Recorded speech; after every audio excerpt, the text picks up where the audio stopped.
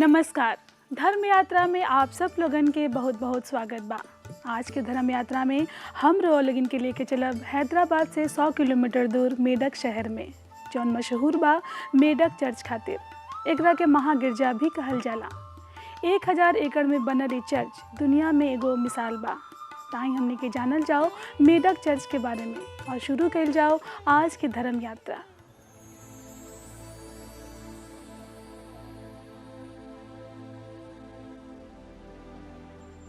यह मेदक कैथेड्रल जग के यीशु की दया के उपहार। एक आंचल में खेलेला कुदरत, अंतस में एगो अलौकिक संसार।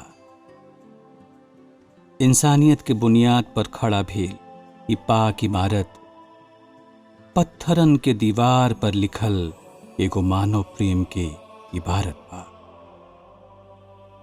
ई एंग्लिकन कैथेड्रल हिंदुस्तान के समृद्ध विरासत के एगो कीमती धरोहर बाटे। ई चर्च के साथ जुड़ल कई हैरत अंगेज तथ्य एके अनोखा बना देवेला। गोथिक शैली में बनल ई गिरजा एशिया में सबसे बड़ा एंग्लिकन गिरजा मानल जाला और ई मेदक के धर्म क्षेत्र या अपन विस्तार में रोम के बाद दुनिया में दूसरा स्थान है। और इस सबसे अहम तथ्य यह कि महान गिरजा के नींव प्रेम और मानवता के आधार पर रखल गई है। This is the central place of the diocese.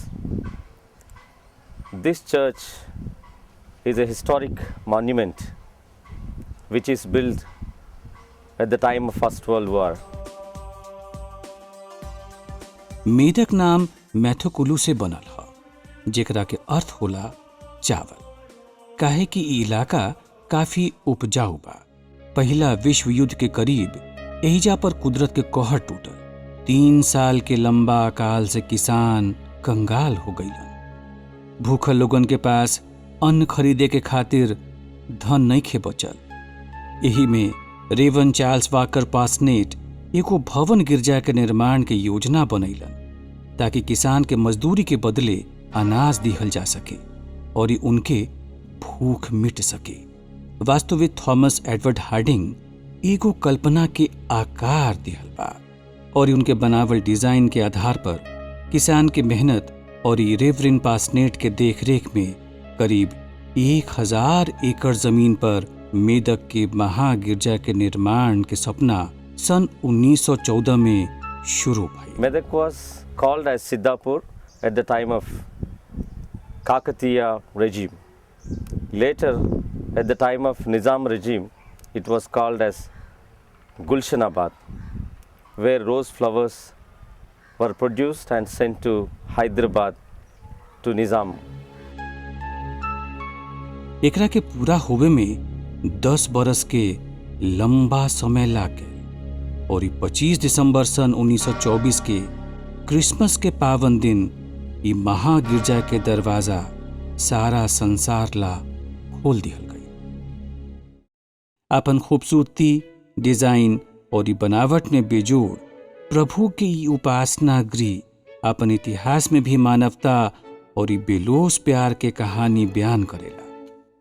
ई गिरजा प्रभु ईसा के एगो सच्चा भक्त रेवरेंड चार्ल्स पासनेट के गहरा अकीदत और इंसानियत के सबूत बा।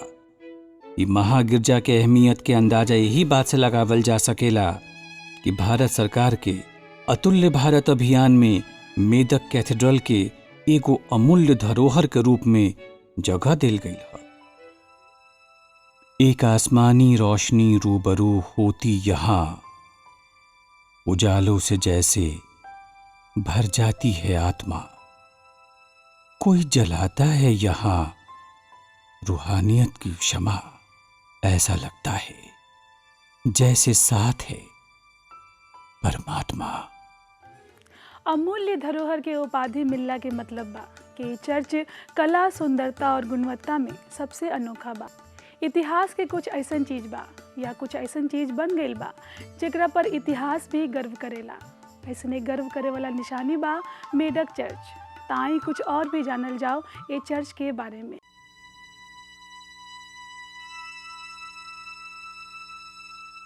मेदक कैथेड्रल हिंदुस्तान के सबसे ऊंच और विशालतम गिरजाघर में से एक बा।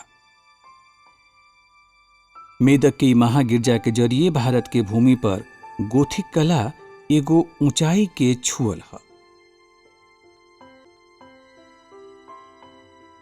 चारों तरफ हरियाली के साम्राज्य के बीचों बीच ये चर्च सारा कायनात के शानदार सिंहासन की तरह प्रतीत होला। घना पेड़ के साया संग गुजरत एगो रास्ता खत्म होखेला और शुरू होखेला ये मत्स्य उपासना गृह से एगो अद्भुत परिचय। पत्थर से बनल सीढ़ी ऊ प्लेटफार्म तक ले जाली जहां पर गिरजा शान से खड़ा बा। चर्च के बाहरी दीवार में पूरा तरह ग्रेनाइट पत्थर के प्रयोग कइल गईल है। कहीं कहीं सफेदी के स्पर्श ग्रेनाइट के एक रूपता के तोड़ेला और सहजे ही आपन ओर आकर्षित करेला। ये गगनचुंबी टावर चर्च के एगो अलग पहचान देवेला। एकरा के ऊंचाई 173 फीट बा।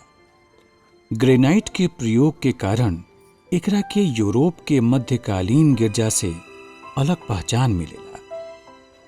चारों तरफ पत्थर के बनल एगो लंबा खिड़की और यो में नक्श कइल गईल अलंकरण सरलता से दिखे वाला टावर के एगो कलात्मकता के रूप देवेला।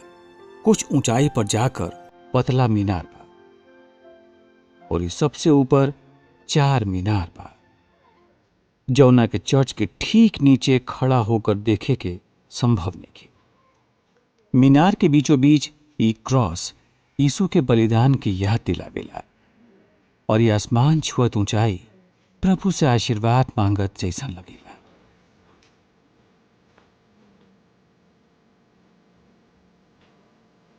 पूरा भवन की लंबाई 200 फीट और चौड़ाई करीब 100 फीट बा।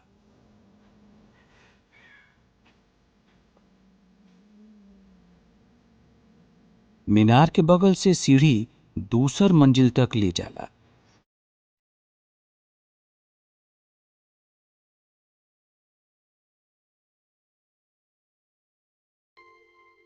इमारत के दोनों पार्श्व के देख के एकरा के रचना करे वाला वास्तुविद के कल्पना शक्ति पर बहुते ताज्जुब होला।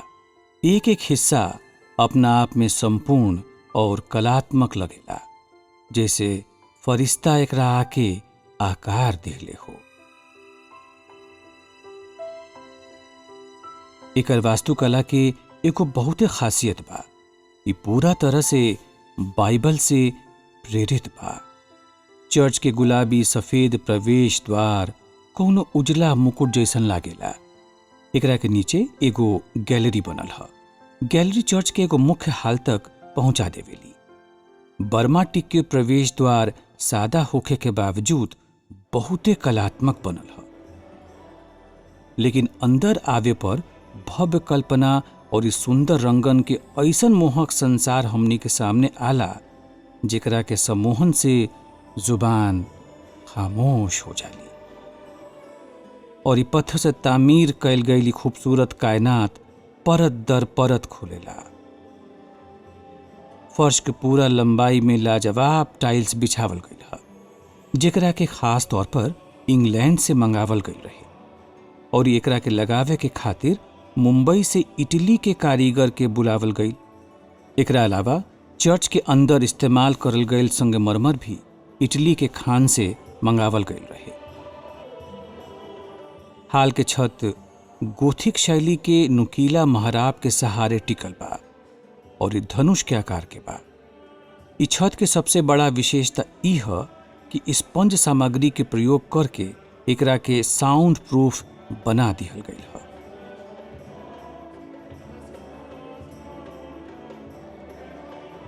नेव के एगो हिस्सा में श्रद्धालुअन के बैठे के खातिर बर्मा टिक के चमचमात ढेर सारा बेंच के पंक्ति बनल बा। वैसे तो कुल मिला के हाल में 5000 लोग एक साथे इबादत में शामिल हो सकेलन।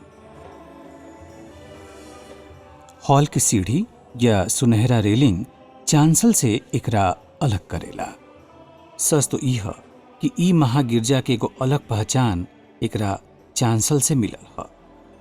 ई परंपरागत शैली के गोथिक मेहराब और ई अत्यंत सुंदर खंभा से घिरल ह।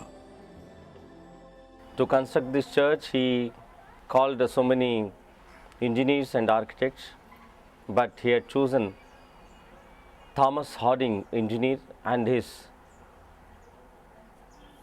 structural plan. And this beautiful church is Gothic structural style. एकर फर्श इटली के संगमरमर से सजावल गए। मुख्य अल्तार के तीन तरफ स्टैंड ग्लास के दिलकश खिड़कियां ई इमारत के जैसे ई मोहक चित्रकारी के अंजाम देले बा इंग्लैंड के मशहूर चित्रकार एमो सिल्सबरी। पहले शीशा के अलग अलग टुकड़न पे पेंटिंग कैल गई और फिर ओकरा के आपस में जोड़ के रंगों के जुबानी बाइबल के पूरा कहानी के बयां कर दिहल गई। बीच वाला सबसे बड़ा खिड़की पर यीशु मसीह के चित्र अंकित कैल गई है। स्टैंड ग्लास के ई खिड़की पर यीशु मसीह के सलीब पर दिखावल गई है और एकरा के सामने के खिड़की पर यीशु के जन्म के चरित्र चित्रण कैल गई है। हर खिड़की 3 हिस्सा में बांटल गई है और ई अपने आप में एगो कहानी बा। Great monument speciality is stained glasses. Stained glasses depicted in this cathedral containing 3 important incidents in the life of Jesus Christ, the Lord and Savior of this whole world. Eastern side stained glass depicts Jesus Christ's birth. A western side is the death of Christ on Calvary, shedding his holy blood for the whole of the world. हर एक stand glass window के हिंदी, अंग्रेजी और तेलुगु लेख में लिखल गई है जौन पेंटिंग के विवरण बतावेला। And these stained glasses are pictured by Frank O. Salisbury. He was a great painter, he was called, and the first picture was Ascension picture. Second one was Jesus' birth, and last one was Jesus' death on the cross. मुख्य खिड़की के तले मुख्य अल्तार बा जहाँ उपासना के पूरा प्रक्रिया पूरा होला। पूरा हॉल के दोनों तरफ एगो चौड़ा गैलरी बनल बा जेकरा कलात्मक खिड़की से आवत कुदरती रोशनी से पूरा चर्च के अंदर उजाला रहेला। भवन के अंदरूनी हिस्सा में फानूस और विक्टोरियन लाइट एकरा के सुंदरता के पूरा कर दिला। हॉल के मेहराब के बीच एगो निश्चित अंतराल पर सुंदर बालकनी बनल है। एकरा तक पहुंचे के खातिर बाहर के सीढ़ी से जाए के पड़ेला। दूसर मंजिल पर बालकनी से चर्च के दृश्य बहुत लाजवाब लगेला। खिड़की से आवत प्रकाश और इस सामने एगो दिलकश नजारा ई समा में खो जाए खातिर लाजमी बा। धीरे धीरे दिन के लाली रात के कालापन में सिमट रहल है और ई कौनो मसाल की तरह चमकती क्रॉस विश्वास दिलावेला कि अंधेरा यीशु के दया दृष्टि हम सबनी के साथ बा, हमेशा हमेशा रही। कलाकारी के बेमिसाल नमूना बाई मेढक चर्च जहाँ नजर आई खूबसूरत कलाकारी। नकाशी कल गई खिड़की के देख के ऐसन लागेला कि एकरा के रच रच के बनावल गईल बा। ये चर्च के नज़ारा अभी और भी बाकी बा।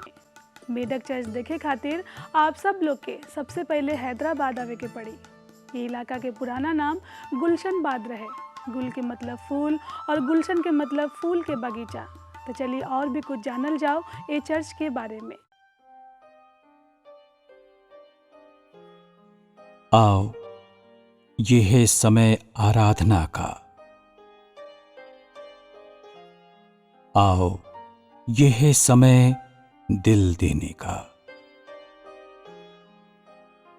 आओ जैसे भी हो आराधना में,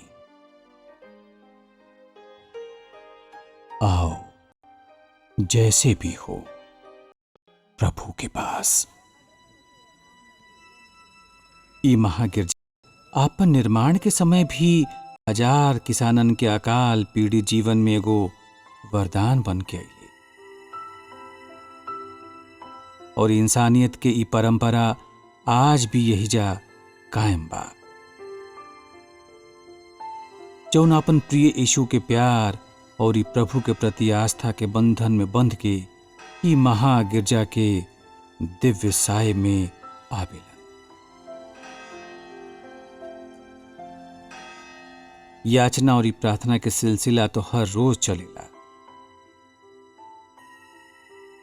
लेकिन रविवार के मास में एहिजा हजारन ईसाई धर्म के भक्तन के भीड़ जुटेला।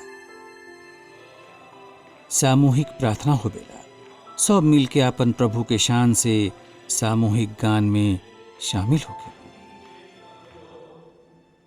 मुखिया पुरोहित अपन प्रवचन देवेलन और ई भक्तन के आशीर्वाद भी देवेलन।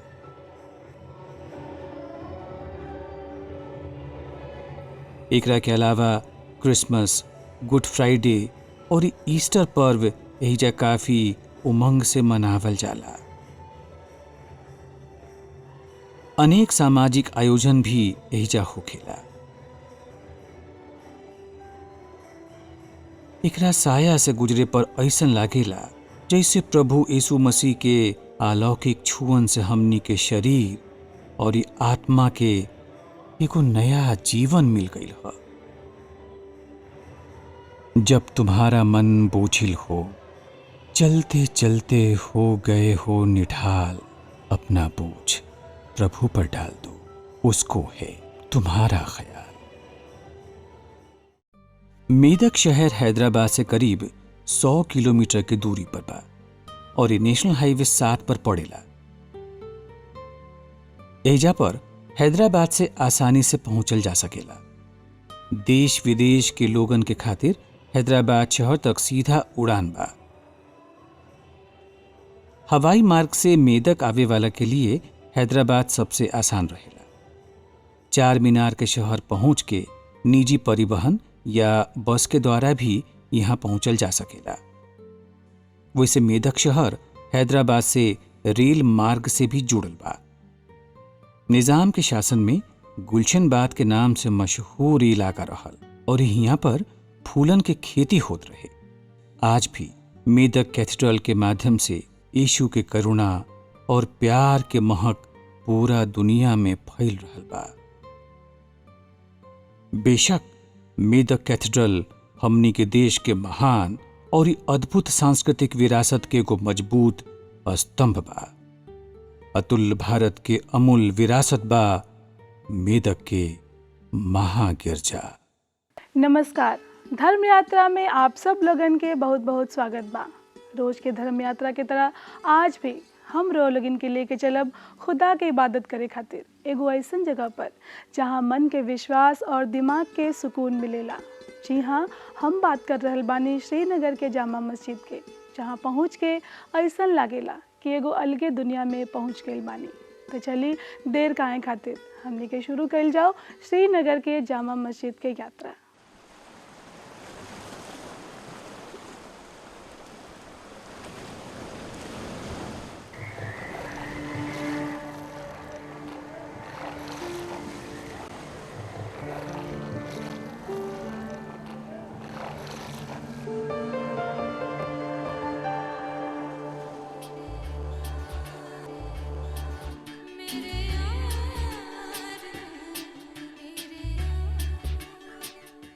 अगर जन्नत इस जमीन पर कहीं है तो बेशक यही है, यही है, यही है।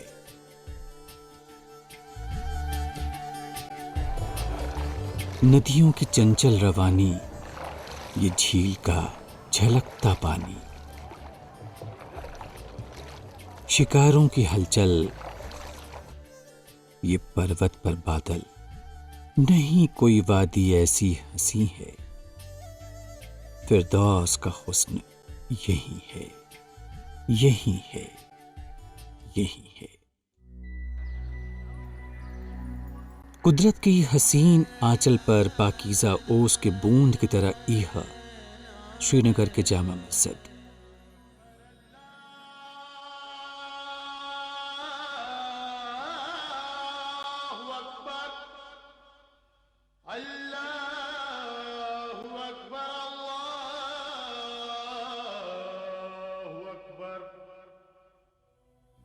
एकरा के पुरसकून और ई खामोश दरो दीवार करीब 600 साल के एगो लंबा दौर देखले बा।